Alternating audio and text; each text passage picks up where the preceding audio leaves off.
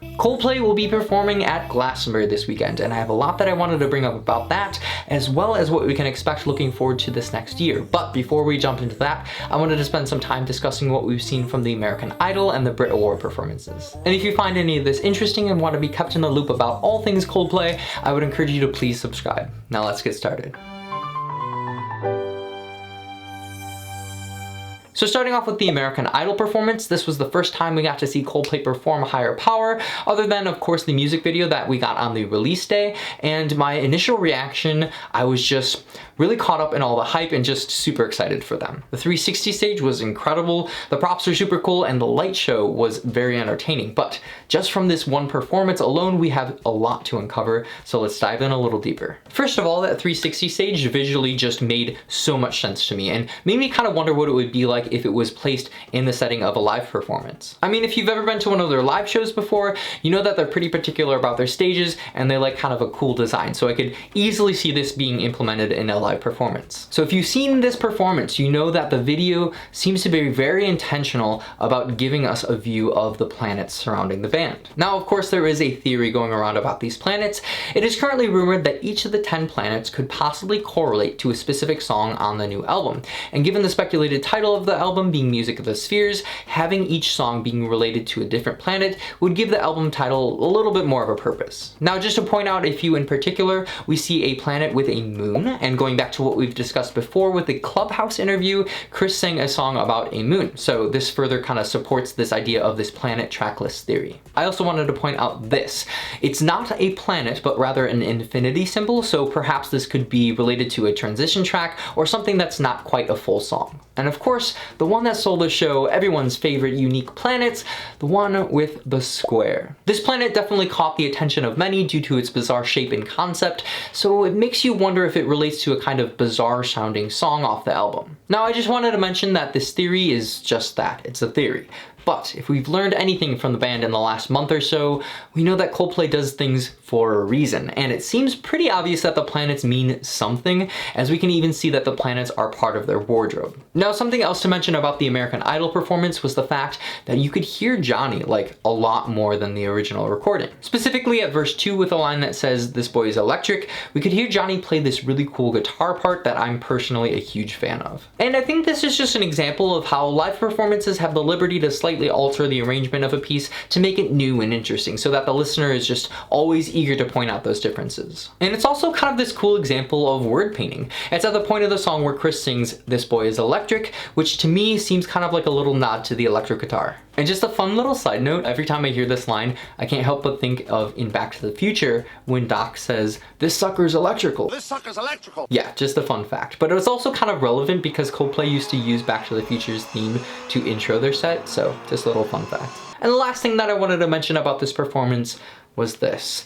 Someone spotted what appears to be a new alien language. So, if you thought that decoding the first one was hard enough, just wait for the other 9 planets. And now moving on to the Brit Awards, and I'll try to keep this quick because I know you want to hear about Glastonbury. So, with the Brit Awards, I think the most notable element of the performance was the holograms, which I personally think were super sick. And honestly, like, everything about this performance just seemed over the top. Like, did Coldplay really need to have holograms? No. Did they need to have awesome drone shots that flew through smoke and fireworks? No, but they did, and it was awesome. And I think one of the biggest differences between the American Idol performance and this one was the fact that it was outside and in the daylight. And although I prefer the darker aesthetic with a lot of lasers and insane lighting, I think the advantage of having the daylight is that it made the holograms look even more real. Like, it's easy to make a good light show and holograms look super real and cool in the dark, but given the fact that it was in the daylight, I think it just took it to a new level and just was super cool. And now let's talk about what I know you've been waiting for, Glastonbury. So just to recap a little history here, Coldplay has performed there 4 times, making this the 5th year, and I'm pretty sure that's the most an act has ever performed at Glastonbury, so it's pretty cool. But if you're not super familiar with the festival, it's been around since 1970, and it's been the stage for some of the most famous performers the world has seen. But even if you haven't heard of it before, perhaps you've recognized it by its iconic pyramid stage. But the bottom line is Glastonbury is a pretty big deal. Now, until recently, there weren't many details about how long Coldplay's performance would be, but it was expected to be at least an hour. And then we got this. In this set list, we see the featured artists with the tentative schedule for each set.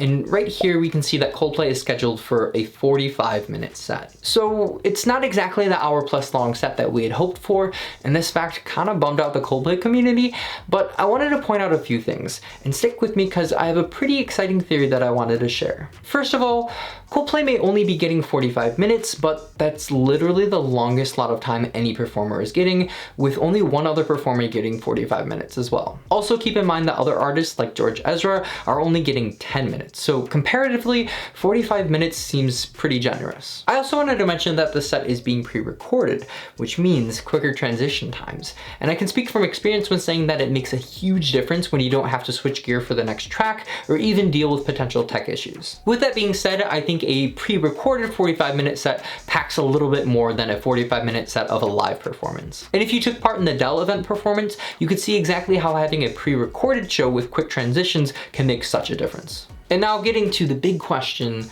will Coldplay perform a new song at Glastonbury? And I'm gonna be honest with you, after hearing that their set was a lot shorter than what we had imagined, I thought any hope of this idea was lost. But then, I realized something. Going back to June 25th of 2011, Coldplay performed at Glastonbury and shocked us all when they performed Hurts Like Heaven for the very first time. Never before had the song been heard by the public. Now, just a few weeks prior to this performance, Coldplay released their hit single Every Teardrop Is a Waterfall. Now, both of these songs, of course, are featured on Milo Zoloto, which was then released in October of that same year. So just to recap, at the early of the middle of the year, a huge single was dropped. Then a few weeks later at Glastonbury, Coldplay surprised us all with another new song, and then finally they released the album at the end of the year. See where I'm going with this? This timeline works almost perfectly with what we're seeing right now. So does this mean for sure that we're going to see a new single dropped at Glastonbury? Honestly, I had my doubts, but the more I think about it, the more I'm convinced that it actually might happen. Now, obviously this is just speculation, but keep in mind that this album is being referred to as Milo 2.0, so it would make a lot of sense if the release schedule was close to what we saw 10 years ago. Not to mention, it's rumored that this new album will drop near the end of the year just like Milo Zoloto did. And just to get your hopes up a little more, I'm going to put in my prediction for the exact day that this album will be released. If we follow the Milo Zoloto timeline, they played Glastonbury on June 25th of 2011, and then they released the album 116 days later on Wednesday, October 19th. So if Coldplay is performing at Glastonbury on May 22nd, 116 days later would mark the album to be released on Wednesday, September 15th.